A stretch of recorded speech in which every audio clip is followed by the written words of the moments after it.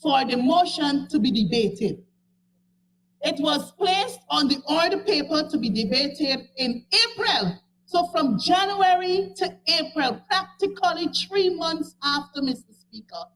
When that motion was placed on the order paper and was about to be debated on the day, lo and behold, the night before, we were informed on this side of the House that the motion cannot be proceeded with because it contravenes some section of the Constitution. What we did on this side of the House, we amended, sir, based on the instruction. Again, you approved it for it to be debated in June of 2022. Lo and behold, sir, the night before the morning, the motion was set to be debated. I got a letter from the clerk's office stating that it contravenes some other section of the Constitution. So January to June, sir, of 2022, half of the year, sir. So the other thing too, sir, several questions I put to this assembly. These questions were submitted before myself and 7 others of my colleagues went on suspension on the 4th of August. These questions were all approved by you, sir, placed on the order paper, and because of my suspension, now tell me, sir, 7 months of my suspension, these questions were not answered until I returned to the National Assembly in February. I had to resubmit these questions. Sir, February to now, Honorable Member Gill, to share, listen carefully. February to now, sir, we're now in the month of May. These questions are on the order paper. And then the absence of the ministers not being here today to provide the appropriate responses. I don't know when again we're meeting. Sir. So perhaps we're going to meet in July when they want more money, when they come for more money, sir. Then perhaps the questions will be answered. So, sir, Mr. Speaker, as I shared several weeks ago, during my presentation on the single window system bill, number 26 of 2022, where I mentioned from a quotation by the Honorable Member Anil Nandalal, who leveled accusations against us on this side of the House. I shall repeat, and I heard it from the previous speaker, Honorable Charlie, and his colleague, the Honorable Datadin. You know, and this is what Anil, the Honorable Member, had to say on April 20th, 2023, when he was conducting an interview on NCN regarding local government elections 2023. And this is what he had to say. We are obstructionists than constructive. So, sir, today, we're not obstructivists. We're not obstructivists, sir. We're being constructive, sir. The mere fact we can submit a motion asking for the standing orders 22, 23, and 27-2 to be amended to just cater for 4 days rather than 27 days and months, or 6 months, probably a year for responses. Isn't this constructive and reasonable, sir? So, sir, the other point you raised, we do not give constructive contributions. You heard from my colleague, the Honorable Tabitha Sarabo, who quoted what is happening in the UK, what is happening in Canada, and what is happening in some part of the world regarding their standing order. You heard from Catherine Hughes, my honorable member, making recommendations how we can improve. Isn't it that we're offering constructive recommendations, my colleagues? When he also stated, Comrade Speaker, when we, the opposition, not in the National Assembly, the business of the House flows smoothly. But when we are here, there is no constructive alternatives, only constructive criticism. Well, Comrade Speaker, I guess the honorable member will agree with me this morning that we have provided, as I said before, constructive recommendation how we can improve Standing Order 22, 23, and 27 too. And Mr. Speaker, we are missing a big thing here, We are missing a big thing here, It was my colleagues on that side of the House in 2020 to get rid of my honorable member as chairperson of the PAC. What they did, sir, they brought a motion to this House and amend the standing order to get their way.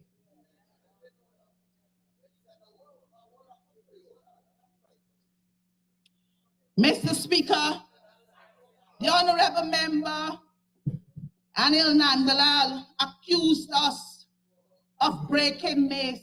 But as I stand from this position, I am seeing the mace right before me intact. That again accused us, sir, of stealing the mace. But we're all seeing the mace before us, sir. Mr. Speaker, we were accused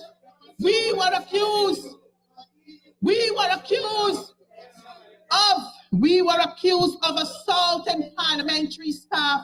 Now, which one of these staff would have reported that they were assaulted by any member of the opposition? I'm still awaiting that report. We are accused of dancing and singing, but sir, we were accused of dancing and singing. We blow whistles and we behave in most unparliamentary manner. But let me tell you something. You forgot what Chetty Jagan did, the late Chetty Jagan did with the mace. You forgot what Honorable Dharam Lal did when he verbally assaulted my colleagues on this side of the House.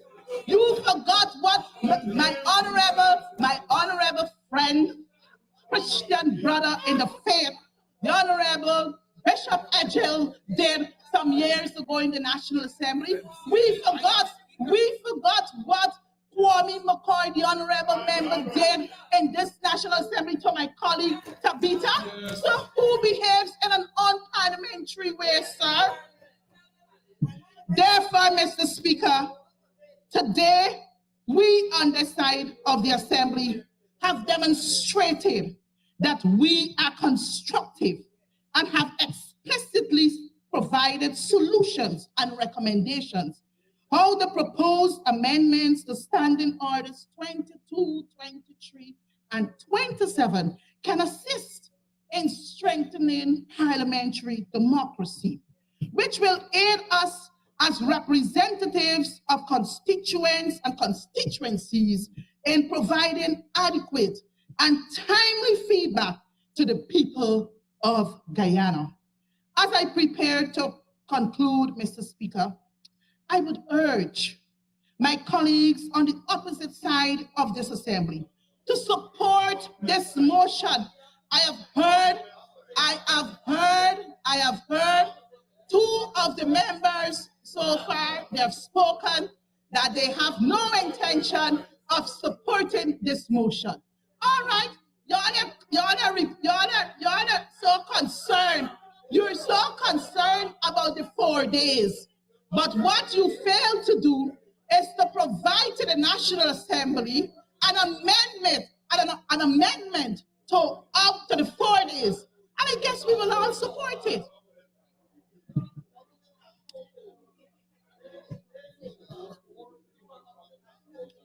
It should not be used, Mr. Speaker, it should not be used for political grandstanding. And we started a display this morning about SOPs, about who rigged, about who this, and about who that. But they forgot the SOPs have all outlived, the SORs have all outlived the SOPs. But you know what they're failing to chant, sir? The local government, the forgeries of dead people, the forgeries of migrant people for the local government elections of 2023. And listen to me, Mr. Speaker, he's not here today, but I guess he's somewhere and his ears are glued to what I have to say here this morning.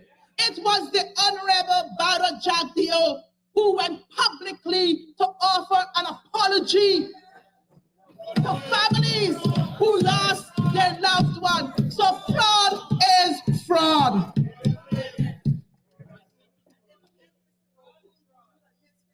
So, Mr. Speaker, as I said before, we should not use this motion. We should not use this motion for political standing and politicking, but for the benefit will derive. I just fix your business, right?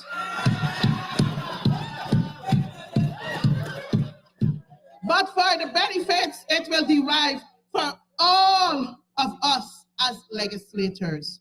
Mr. Speaker, as I stated in my opening remarks, I will read it once again by commending my colleague, the Honorable Ganesh Mahipal, for tabling a motion of this nature to amend Standing Orders 22, 23, and 27-2 and call on all of us, 65, Bishop, I know you're going to join with me as a brother in the faith. Call on all of us on the other side of this assembly to give full support to the motion. Let us demonstrate maturity and show our citizens that we can disagree to agree. Can we do it? I will boldly say, sir, yes, we can. Once again, thank you, Mr. Speaker, and may God bless us all. Thank you. Mr. Speaker, and just before I yield to my seat, let me take this opportunity. I should have done that before. You know, Bikram is a very close, dear friend of mine.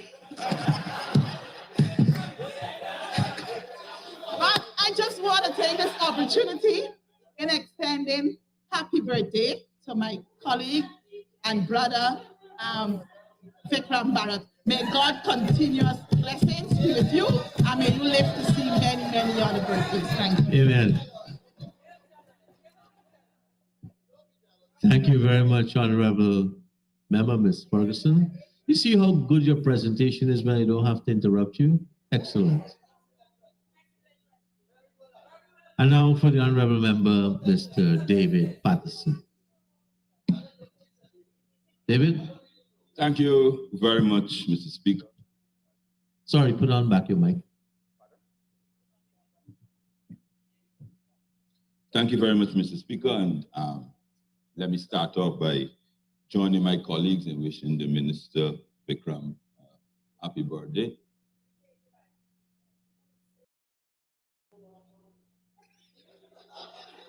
You're a leader for the side of the house, boss. We're not blushes over here. Mr. Speaker, I stand here in support of the motion moved by my honorable colleague, Ganesh Mahipal. Sir, this motion is simple, and it's simply seeking to bring some sort of conformity, structure, understanding to the process of submissions of motions in the time frame and questions in the time frame for the turnaround of these motions, sir. It has no hidden agenda. It's simply seeking, Mr. Speaker, so that we can ensure that the business of this House can be done in a structured manner. And I like to give the members, I mean, obviously not in here, but the members of the public listening, reasons why we on this side of the House think that such a motion and approval of such a motion would be of benefit to this Parliament.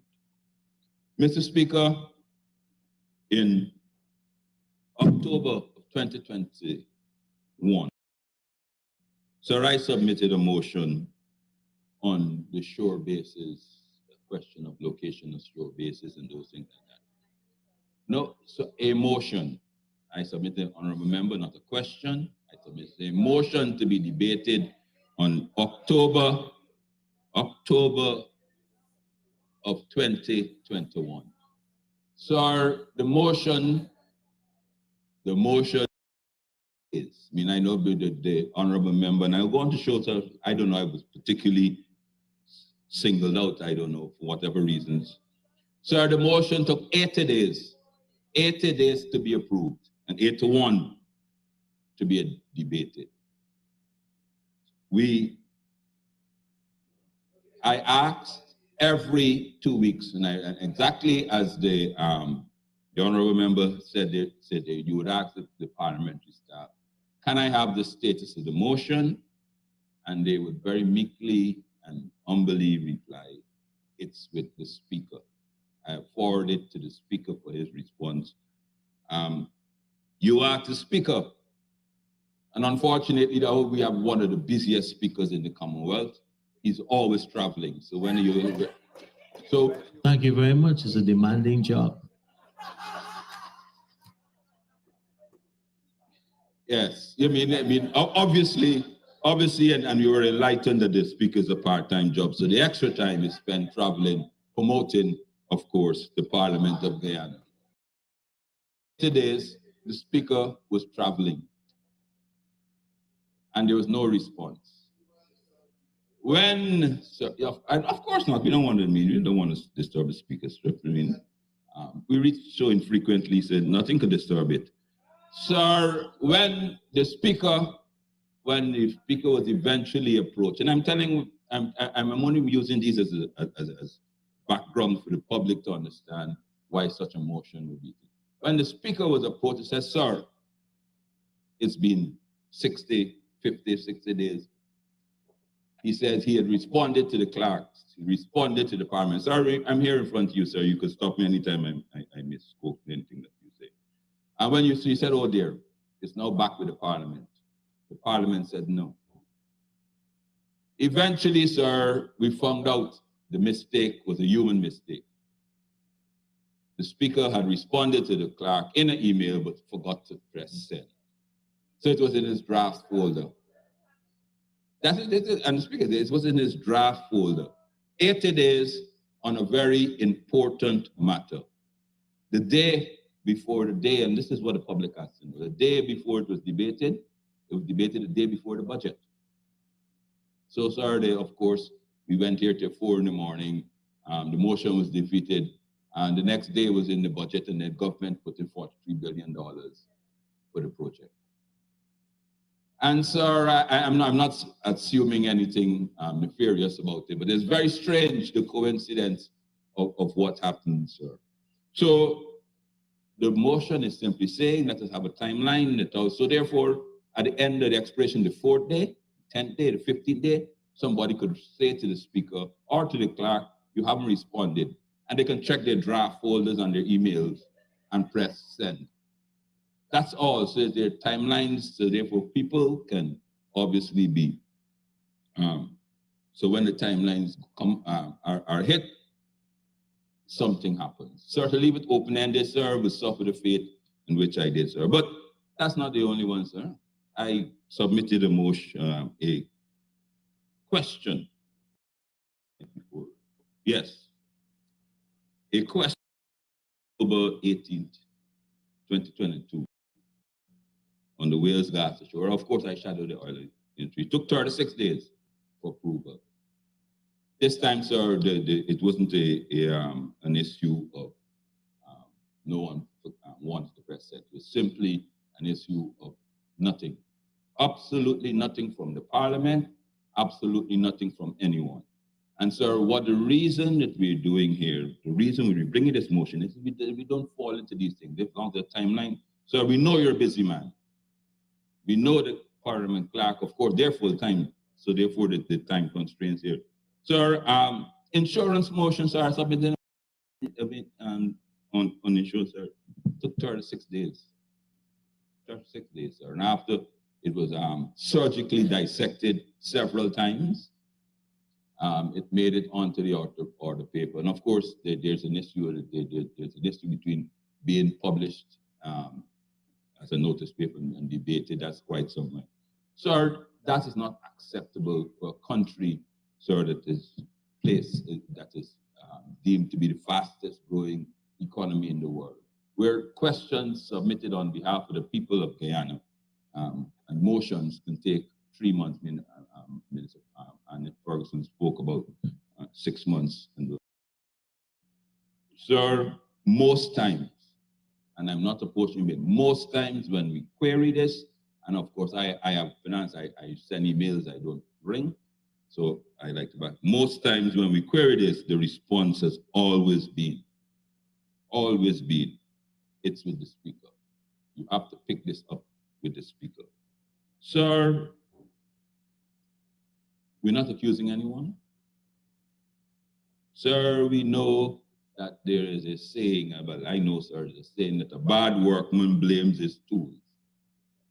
Sir, all this motion is seeking to do is ensure that you, Mr. Speaker, and the Parliament have better tools so that the blame can be reduced. Sir, several members of civil society, in particular a group, Red Thread, and a group of female activists, as I shouted out on that, have asked us, me in particular, to submit questions to the Parliament, sir, because they would have submitted these questions to all the ministries, including the ministry headed by my good friend who's celebrating his birthday today. Several questions, sir. I'm copying on them. These questions are almost on a daily basis. So the Minister, Office of the Prime Minister, the Office, the Vice President, EPA, Exxon, EEPGL, sir, and not one of these questions that they would have submitted was answered, not even responded to, right? That's outside the Parliament. And as a last resort, sir, and as a last resort, they've asked if myself and some other members can raise it in Parliament. And unfortunately, we had to say, I said to them, it's almost a fruitless effort, because by the time your questions get in, by the time the Parliament, and I must for the record say this here before anyone in the Parliament staff comes to me afterwards and says that they're not doing their job. They acknowledge receipt within 24 hours. The Parliament staff acknowledges receipt within 24 hours of your submission. And I must commend them for that. So there's the 4 hours, the 4 days proposed by Honorable Member, my boss, does not even account for the Parliament staff. Within 24 hours, they acknowledge receipt. Sir, so the blame, the 4 hours, we don't have to put a timeline in for the Parliament staff, sir. The timeline obviously lies elsewhere. And I've said to them, it is a fruitless effort. That our Speaker is a wise and busy man. He has several issues which he has to contemplate, and they're addressing the bothersome motions at times from persons, particularly from myself. I can't speak for the rest of my colleagues, and I don't want to speak for them. Maybe it's not a priority. What we're seeking to do here is obviously not make it a priority, but make it in such that there is a notation that the Speaker And I must commend him for this as well. I must commend him. I miss him if I don't miss him. He is a fella like me that likes electronic. Yes, he does everything online, and I commend you for that. Sir, there's a little tag online which will be called a reminder.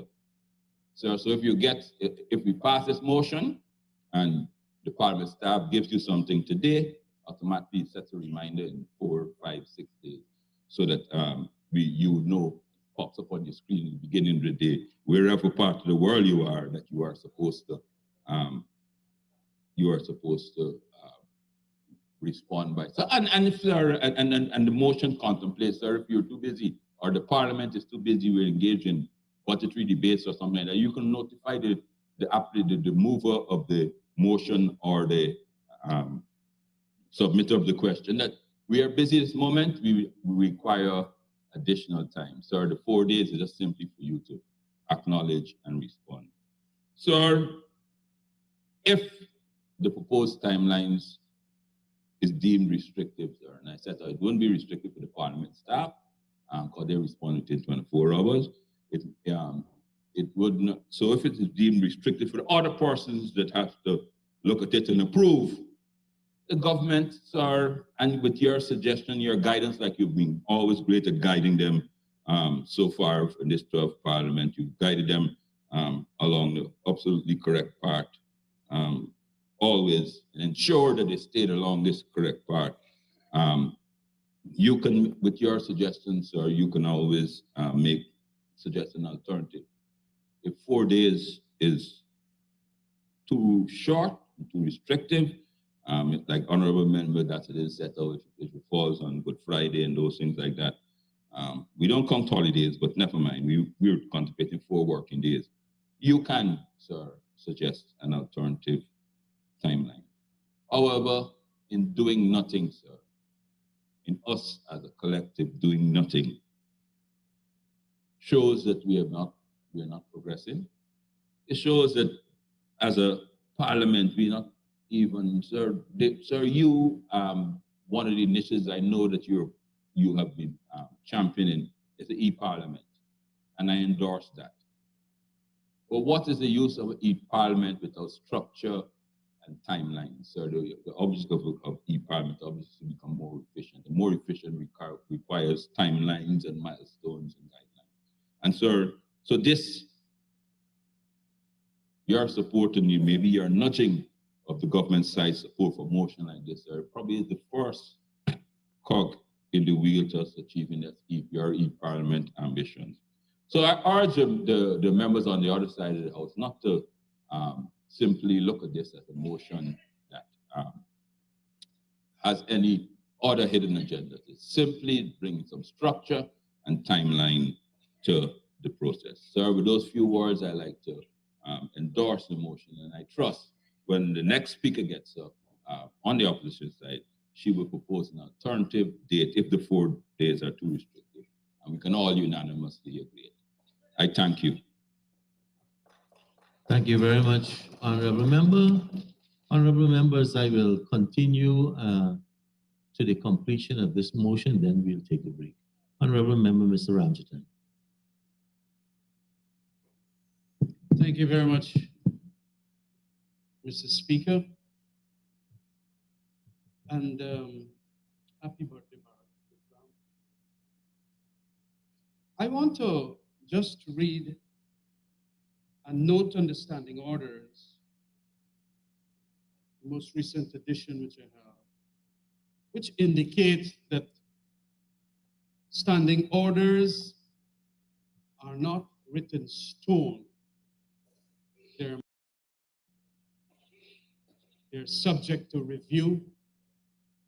They're subject to amendments, especially when those amendments will enforce and ensure an efficacy to the work that we do here.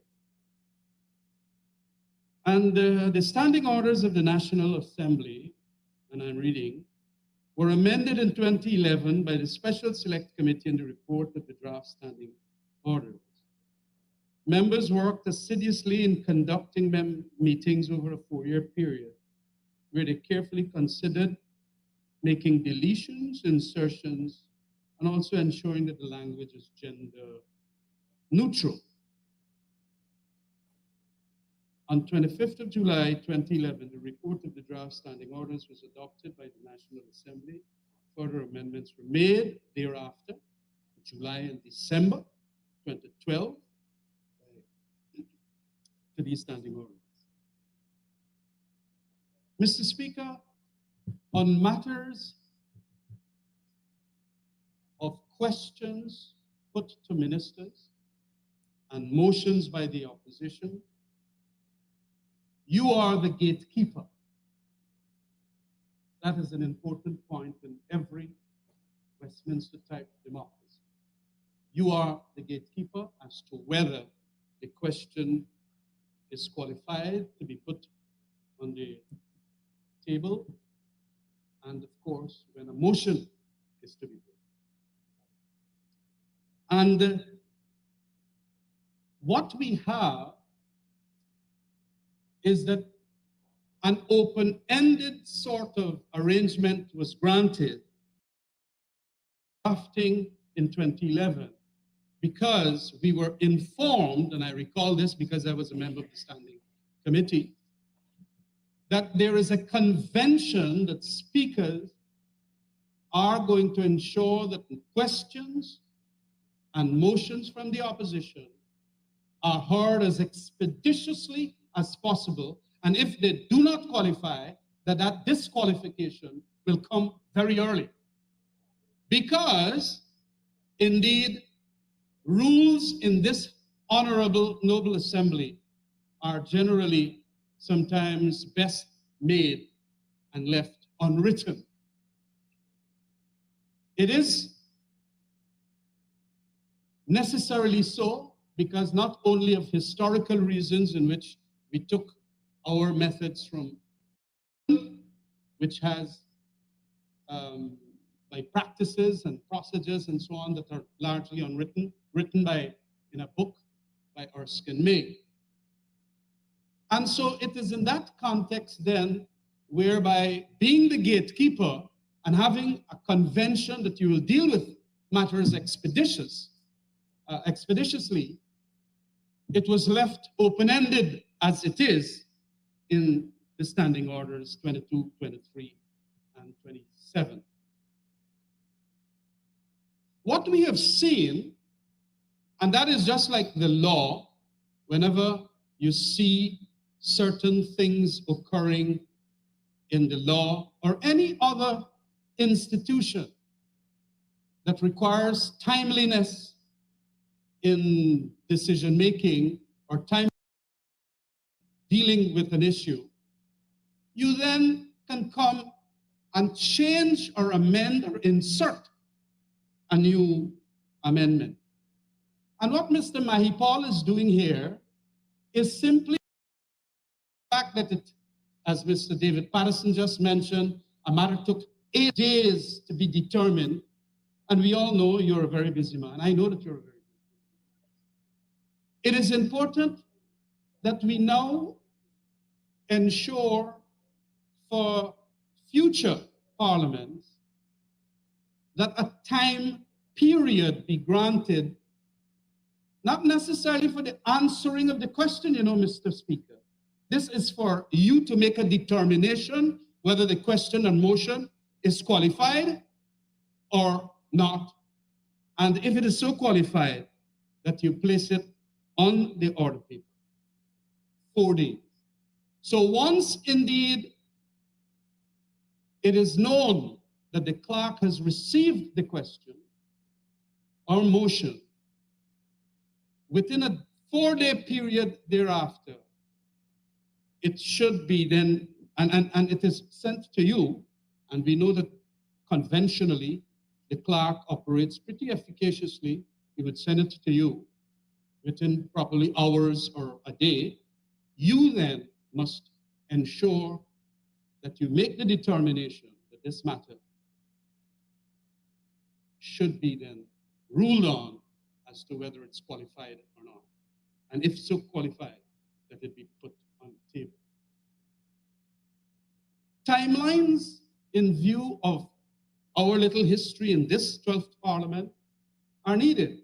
And we can see that it is needed because whenever a question or a motion comes up, it is because the maker of that question or the person questioning or the person making the motion, the mover of the motion, by virtue of his politics on the ground, see that it is necessary. It is topical at that point in time. And the reason why he or she then asks the question or moves the motion. When then you have a delay that can be extensive in it not even being tabled or the decision not being known whether it is disqualified, there is a certain disadvantage that mover of the motion or asker of the question is put into.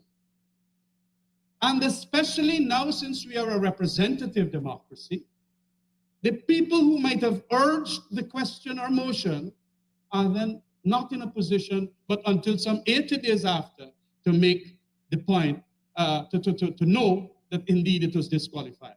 Or it is, just please. It is something that is, what I am trying to get at is the uncertainty. There is.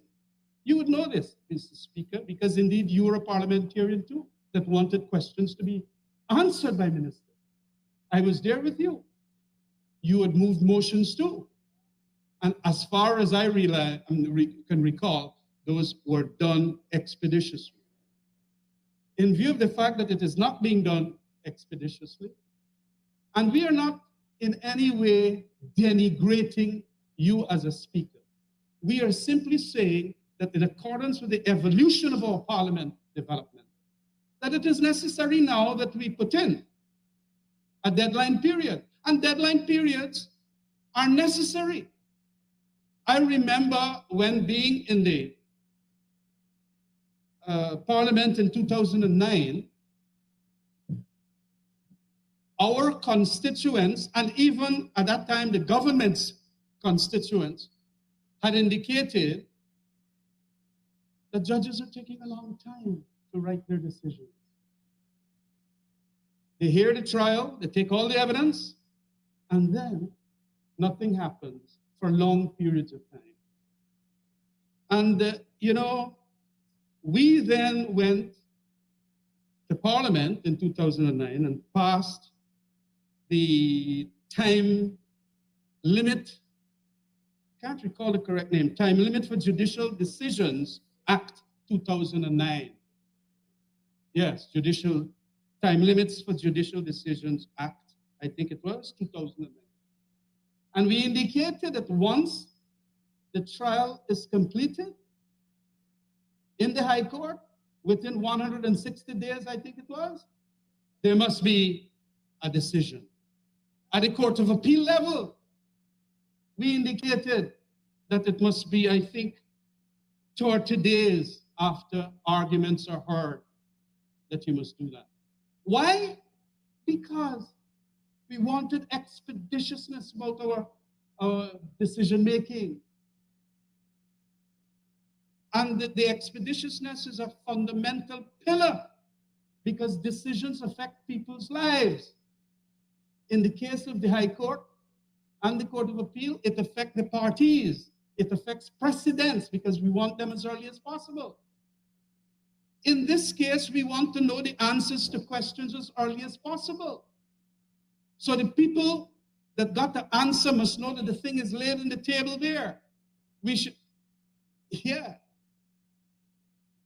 In this case, where we are asking via Mr. Mahipal through this motion that it be done in a 4-day period after you would have gotten it as to whether it's disqualified or not, is fundamental because there can't be any delays or any uncertainties because in 4 days you would have made a ruling.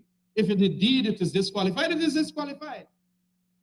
Well, we could come again with some amendments, or you could amend it as you have done with a couple of my questions. And then it's proceeded with. then of course, we would expect the convention that ministers ought to, as within a short time as possible, as our Sky Mayor said. In England, it's about 2 days, 3 days. They got to answer because the thing is topical. Why are you going to wait 80 days or more or 40 days when it is not topical? That is not democracy. The people out there would like to know the answer now. And if the representative of the people find that indeed it is, then there should be a quick answer to the question as possible. So there is nothing, as was said by Mr. Sanjeev Dattadin, and I must say that it is rather weak submissions he made, very tenuous, that we will not suffer at the whim and fancy of the opposition by asking for a 4-day.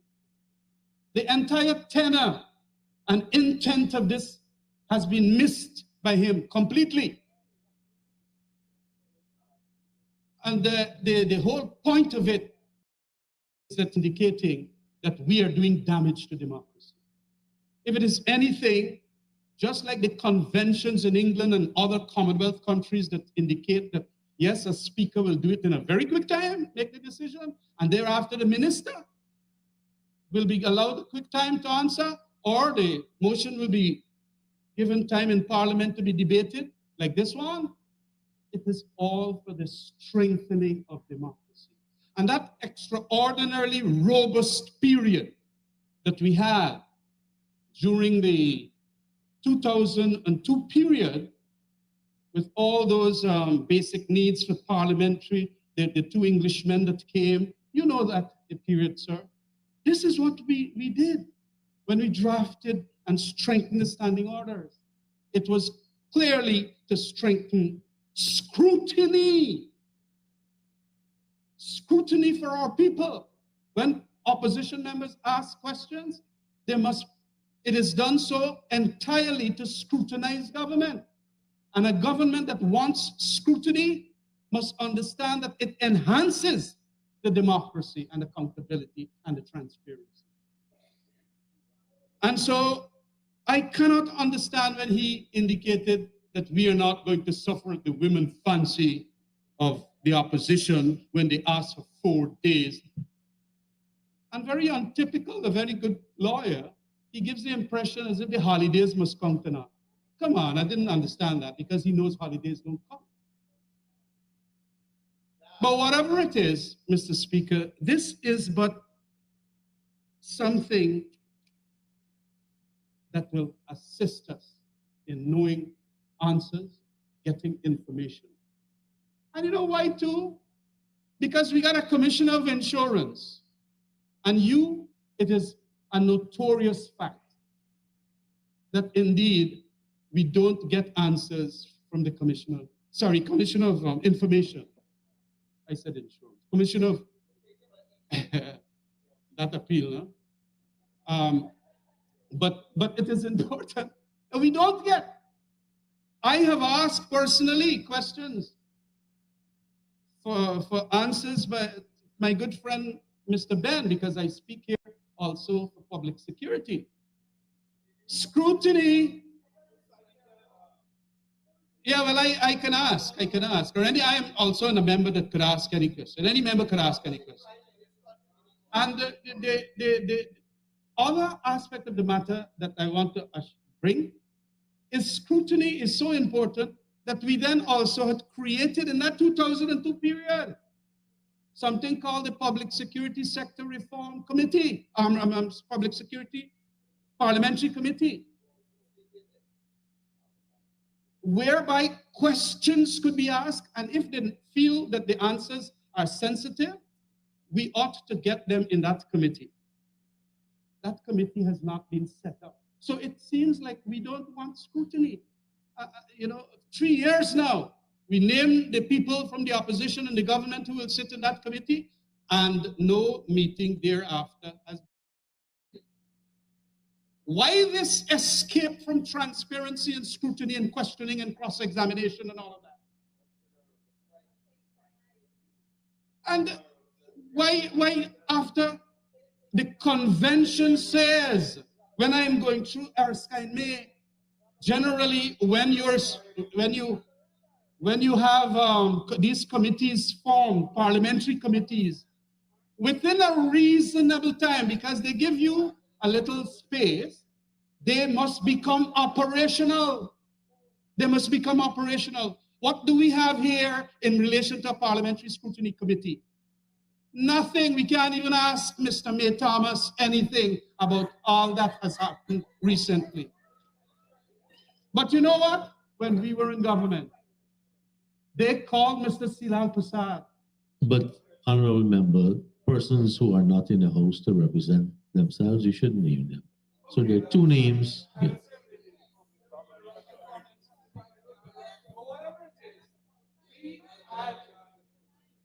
We had questions coming from the ministers then, the opposition then.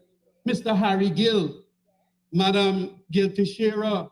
If you see questions that came to me, all right, we're gonna form this committee, we form it, and for 3 years or whatever, questions asked. Okay, well, what's your policy on crime? Okay, come, Mr. Silal Prasad, and he gave everything. Oh, well, what your plans on prison? Everything. So the scrutiny that is a bulwark of democracy was done. And so to that extent, then I'm saying that, and it was done very expeditiously. We formed the committee and all of that. So whenever now we got problems in security issue, we simply do not have even that, what is called, in-camera method by which we could get the answers. You know, we can't. And so, and I'm pleading again publicly here, Mr. Ben, convene meetings and let us start getting operational that public security sector committee. I want to say that in this standing orders, we got timelines. Timelines is not a new thing. I want to add this point to what I've made before.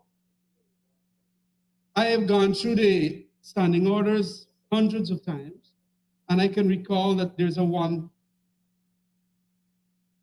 month period sometimes we put timelines. Was it not only recently when we had that select committee whereby something is going into the select committee? 1 month. 1 month we got to go to the select committee and come back here. They put a timeline. Single window bill. And we have had timelines of 6 days written into this standing order, from the first reading of a bill to the second reading of a bill. I think 6 days. Why timeline?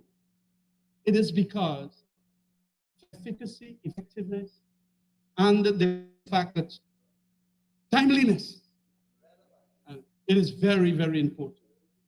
And so there shouldn't be something that's asking for a 4 days period to know where we stand, whether the question is disqualified or not, or whether it should come with an amendment, and so on.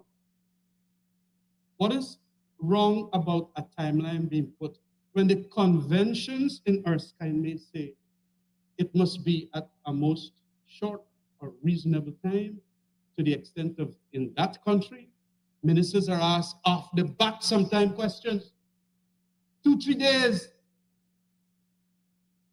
because of the topicality that is the nature of question. And so I want to say